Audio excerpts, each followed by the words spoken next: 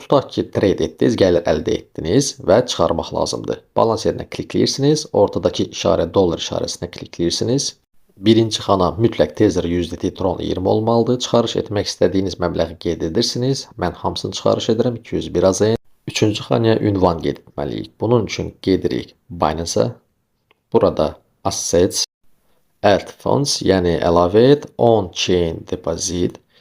Bu siyahıdan USDT-ni seçirsiniz. Növbəti səhifədə Tron 20 və Binance sizə belə bir ünvan verəcək. Onu kopya edirsiniz və qayıdırsınız Pocket Option-a və üçüncü xanaya yapışdırırsınız və Continue. Və çıxarışınız artıq prosesdədir. Artıq pulumuz gəldi Binance-a və satmaq lazımdır. Yuxarıda solda 3 xətt, yenə P2P. Növbəti səhifədə artıq buy yox, sell klikləyirsiniz və siyahı açılır və çalışırsınız ki, maksimum qiymətə satasınız. Limitlərə baxdıq, bank kartına baxdıq, Unibank sell. Növbəti səhifədə all, yəni mən hamısını satmaq istəyirəm, buy AZN və place order.